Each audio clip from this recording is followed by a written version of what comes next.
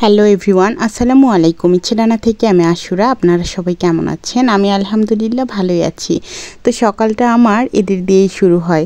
সেটা জয়টা বাজে ঘুম থেকে উঠি না কেন, আগে ওদের কাছেই যাই, তারপর ওদেরকে দিয়েই আমার দিনের শুরু।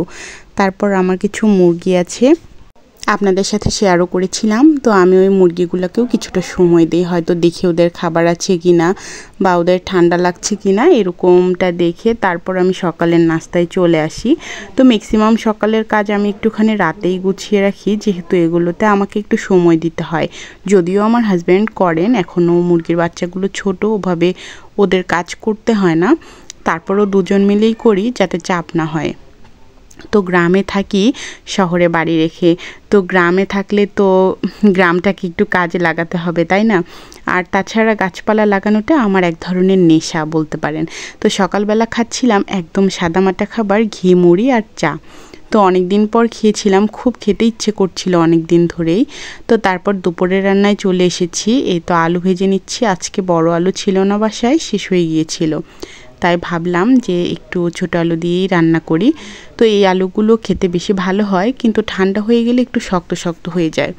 তো তারপরেও এই আলুটার টেস্ট বড় আলুর থেকে অবশ্যই বেশি। আর এখন কেন যেন আলু না মিষ্টি লাগে না। আগে এক সময় দেখতাম মানে আলু খেতে মিষ্টি লাগতো আলু শেষ দিকে এসে গেলে। এখন ওভাবে নতুন আলু নামেনি আমাদের এদিকে, হয়তো অন্য কোথাও বাজারে আসলে আসতেও পারে।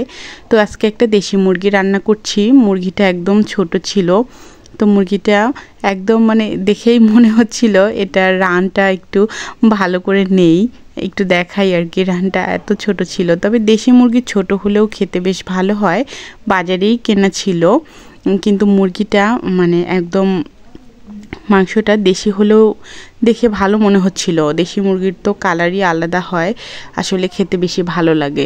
আমি তো মুরগি পছন্দ করি না, তবে দেশি মুরগি হলে একটুখানি খেতে ভালো লাগে আর কি, গন্ধটা ভালো আসে মুরগির। তো মুরগির চামড়া পছন্দ করি, কিন্তু মুরগি খেতে পছন্দ করি না। রোস্টটা একটু ভালো লাগে, রোস্ট খাই পোলাওয়ের সাথে, কিন্তু এই যে ঝাল মাংসটা বড় মুরগি না হলে আমি খুব একটা পছন্দ করি না। তারপরে যে সিম ভাজি করব, সিমগুলো সকাল সকালেই বেছে নিয়েছি। তো তারপর এগুলো আমি একটু ভাপ দিয়ে নিব, যেভাবে আমি সচরাচর রান্না করি। তারপর এটাকে পেঁয়াজ মরিচ বেরেস্তা করে ওর মধ্যে ভাজা ভাজা করে নেব, খেতে ভালো লাগে। এই সিম ভাজির আলুটা খেতে একটু বেশি মজা হয়, আলুটা একদম ভাজা ভাজা হয়, তো ভালোই লাগে খেতে। শীতকাল এসেছে, এখন তো সবজি রেগুলার চলবেই, আমার তো ভালোই লাগে। আমার সবজি ভাজি এগুলোতে কোনো ক্লান্তি নেই। আমার মুরগির মাংস খেতেই বরং ভালো লাগে না, কিন্তু ভাজি সবজি এগুলো ভালো লাগে। সেটা হোক বরবটি ভাজি, হোক করলা, কাঁকরোল, যাই বলে না কেন সবই ভালো লাগে। তো আমরা হয়তো মেয়ে মানুষরা একটু এইসব খেতে, ভর্তা ভাজি শুটকি এগুলোই বেশি পছন্দ করি। অনেক মেয়ে মানুষই এরকম আর কি দেখি, তো অনেকে ব্যতিক্রমও হতে পারে। এই তো আলুটা দিয়ে দিলাম, এখন কষিয়ে নেব মাংসগুলো। এখন মানে এত ব্যস্ততায় সময় কাটছে আমার, মানে নিজের জন্য কোনো সময়ই খুঁজে পাচ্ছি না যে স্পেশালি একটু রুটিন করে চলবো, মানে হয়ে উঠছে না কেন যেন। তার মধ্যে মুরগির ঘরের কাজ চলছে, বাড়িতে টুকটাক কিছু সেলাইয়ের কাজ ফেলে রেখেছি বেশ অনেক দিন হলো, মানে করতেই পারছি না কেন যেন এরকম।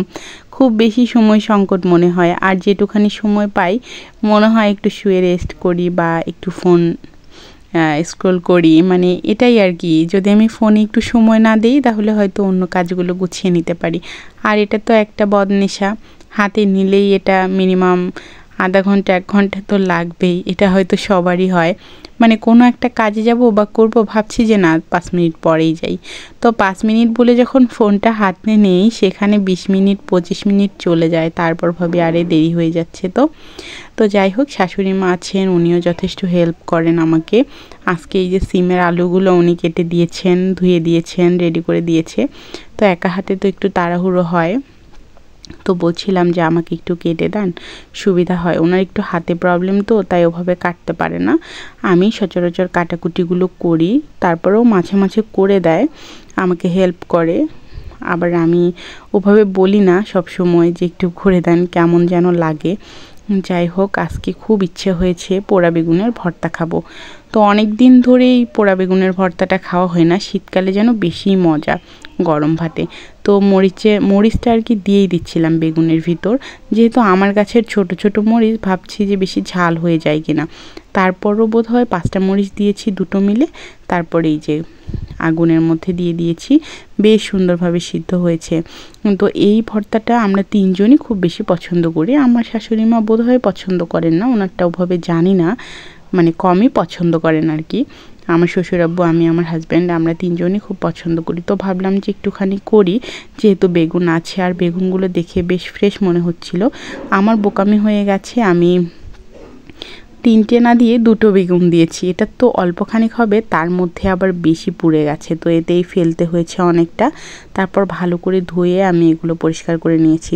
আর রান্নায়ও আজ গন্ডগোল করেছি, সরিষার তেল মিক্স করে রান্না করে ফেলেছি। তো আজকের ভিডিওটা এই পর্যন্তই। সবাই ভালো থাকবেন, আল্লাহ হাফেজ।